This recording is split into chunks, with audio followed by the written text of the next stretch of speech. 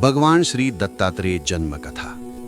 दत्त जन्म की ये कथा आप भी सुने और दूसरों को भी अवश्य भेजें। विश्व कल्याण के लिए वीणा कंधे पर लेकर भगवत गुणों का संकीर्तन करते हुए देवर्षि नारद महामुनि अत्रि ऋषि के आश्रम में आए। अत्रि मुनि और माता अनसुईया ने नारद जी का हार्दिक स्वागत किया। उनके स्वागत को स्वीकार कर नारद जी की सवारी आगे ब्रह्मदेव के पास गई। ब्रह्मलोक में यानी नारद और सावित्री सरस्वती के साथ ब्रह्मदेव अपने भवन में विराजमान थे। उस समय नारद ने वहां माता अनसुईया के गुणों का वर्णन किया। कथावाचक कहते हैं, श्रोतागण, दत्त जन्म की ये कथा बहुत बोधप्रद है।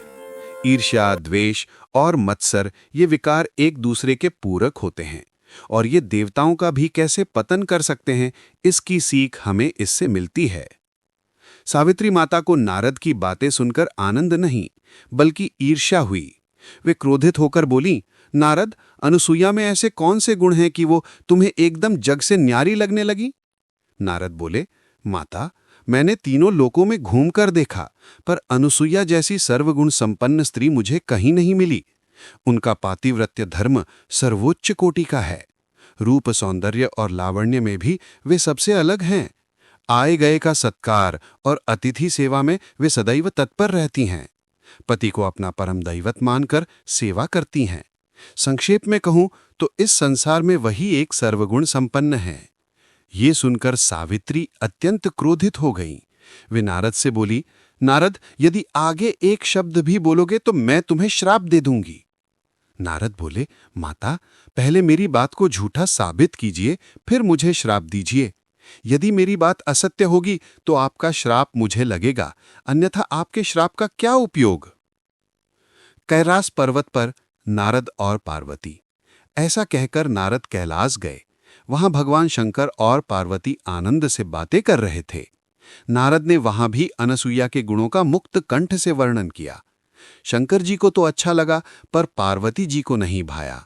वे नारद पर गुस्सा हुई और श्राप देने लगीं। नारद ने वही कहा, माता, पहले मेरी बात को झूठा साबित करें, फिर श्राप दें। वैकुंठ में नारद और लक्ष्मी। नारद वहां से निकलकर विष्णु लोक वैकुंठ गए। वहां लक्ष्मी नारायण साथ थे।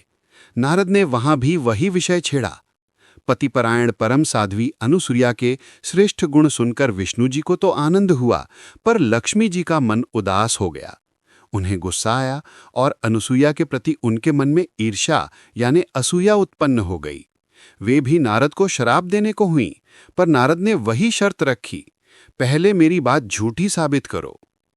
देरियों का षड्यंत्र। नारद के जाने के बाद लक्ष्मी ने पार्वती को और पार्वती ने सावित्री को ये बात बताई। तीनों को लगा कि अनसुईया के गुणगान से उनका अपमान हो रहा है। अहंकार के वश में होकर तीनों देवियां मिली और विचार करने लगी कि अनसुईया को कैसे नीचा दिखाया जाए और नारद को कैसे झूठा साबित किया जाए। उन्होंने तय किया कि वे अपने अपने पतियों से रूठ कर बैठेंगी और जब वे मनाने आएंगे तो अपना हेतु बताएंगी। त्रिदेवों की विवशता। ब्रह्मदेव घर आए तो सावित्री नहीं दिखी। पता चला वे रूठी हैं। ब्रह्मदेव मनाने गए तो सावित्री ने कहा, इतने समर्थ पति की पत्नी होते हुए भी मेरे सामने उस अनसुईया का गुणगान हो और मैं उससे छोटी साबित हूं, ये मुझे शर्मनाक लगता है। नारद की बात झूठी होनी चाहिए। आप जाइए और उसकी परीक्षा लीजिए, उसका सतीत्व भंग कीजिए, तभी मुझे संतोष होगा। ब्रह्मदेव ने कहा, बस इतनी सी बात, मैं अभी जाता हूं। यही घटना कैलाश और वैकुंठ में भी घटी। ब्रह्मा, विष्णु और महेश तीनों संकट में पड़ गए, पर पत्नियों की जिद के आगे उन्हें झुकना पड़ा। तीनों ने मिलकर योजना बनाई। परीक्षा की घड़ी। अत्रि ऋषि तपस्या के लिए आश्रम से दूर गए थे। आश्रम में केवल माता अनसुईया अकेली थीं। तीनों देव भिक्षुक यानी साधु के वेश में अत्रि मुनि के आश्रम में आए। विष्णु जी ने आवाज दी, भवती भिक्षाम देहि, यानी माता भिक्षा दो। ब्रह्मदेव और शंकर जी ने भी अलख निरंजन की पुकार लगाई। आवाज सुनकर अनसुईया बाहर आईं। उन्होंने तीनों तेजस्वी अतिथियों का स्वागत किया। पैर धोने के लिए पानी दिया, बैठने के लिए चटाई दी और फल आदि रखकर कुशल मंगल पूछा। अनुसुईया बोली, महाराज, मैं आपका स्वागत करती हूँ। मुनि तपस्या के लिए गए हैं, थोड़ी देर में आएंगे, आप बैठिए। अतिथि बोले, साध्वी, हम भूख से व्याकुल हैं, हमें तुरंत पेट भर भोजन कराओ, यही हमारी अपेक्षा है। अनुसुईया ने तुरंत उत्तम भोजन तैयार किया और अतिथियों से भोजन के लिए बैठने का आग्रह किया। लेकिन ये तो कपटी वेश में आए देवता थे। वे बोले, हे साध्वी, हमारी इच्छा है कि तुम निर्वस्त्र होकर हमें भिक्षा परोसो। यदि ये तुमसे नहीं होगा तो हम बिना भोजन किए यहां से चले जाएंगे। अनुसुईया का धर्म संकट और निर्णय। ये सुनकर अनुसुईया आश्चर्यचकित हो गईं। यदि मानती हैं तो पातिव्रत्य धर्म को बाधा आती है, और यदि मना करती हैं तो अतिथि भूखे जाते हैं, जो गृहस्थ धर्म के खिलाफ है। अनुसुईया ने सोचा, मेरे पति के तप और मेरी सेवा से मेरा मन अत्यंत पवित्र है, मुझे किसी के श्राप का भय नहीं, और ये साधु यदि बालकों की तरह हठ कर रहे हैं तो ये मेरी संतान समान ही हैं। तभी उन्हें याद आया कि पति ने जाते समय अपने चरणों का तीर्थ एक कमंडल में रखा था और कहा था कि संकट के समय इसका उपयोग करना।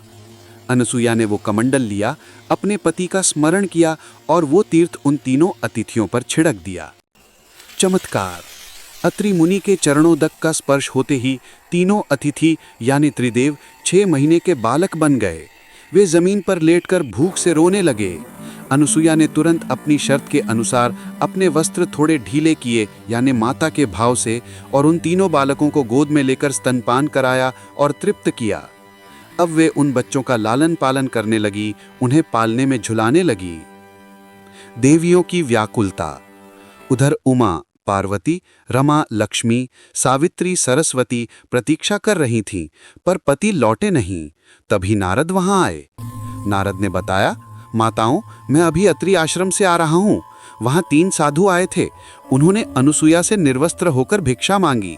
अनुसुईया ने अपने सतीत्व के प्रभाव से उन्हें बालक बना दिया। अब वे वहां पालने में खेल रहे हैं। मैंने उन्हें देखा, वे साक्षात ब्रह्मा विष्णु महेश लग रहे थे। ये सुनकर तीनों देवियों के होश उड़ गए, वे रोने लगीं। नारद ने उन्हें समझाया, अहंकार छोड़ो और अनुसुईया की शरण में जाओ। क्षमा याचना और पूर्ववत रूप। तीनों देवियां अनुसुईया के आश्रम पहुंचीं। अनुसुईया ने उनका स्वागत किया। देवियों ने लज्जित होकर अनुसुईया से क्षमा मांगी और कहा, हमारे पति आपके घर में हैं, कृपया उन्हें लौटा दें। अनुसुईया ने तीनों बालकों को लाकर सामने रखा और कहा, ये लो, अपने पतियों को पहचान लो। देवियां रोने लगीं और बोली, माता, हम इन्हें नहीं पहचान सकती, आप ही इन्हें पूर्ववत करें। अनुसुईया को दया आ गई। उन्होंने फिर से अत्रि मुनि के चरणोदक को हाथ में लिया, संकल्प किया और उन बालकों पर छिड़क दिया। देखते ही देखते वे बालक पुनः ब्रह्मा, विष्णु और महेश के रूप में प्रकट हो गए। वरदान और दत्तात्रेय जन्म। देवता जाने की तैयारी करने लगे तो अनुसुईया ने कहा, अब आप जा रहे हैं, मेरा पालना सूना हो गया। आपने मुझे माता कहा था, उस शब्द को सत्य कीजिए। तीनों देवों ने खुश होकर वरदान दिया, हम तीनों पुत्र रूप में तुम्हारे गर्भ से जन्म लेंगे। समय आने पर मार्गशीर्ष मास की पूर्णिमा के दिन बुधवार को प्रदोष काल यानी शाम के समय भगवान दत्तात्रेय का जन्म हुआ। एक तरफ सूर्य अस्त हो रहा था, दूसरी तरफ पूर्ण चंद्रमा उदय हो रहा था। आकाश में देवताओं ने फूलों की वर्षा की। अत्रि और अनुसुईया का आनंद गगन में नहीं समा रहा था। चारों ओर जयघोष हुआ, अवधूत चिंतन श्री गुरुदेव दत्त।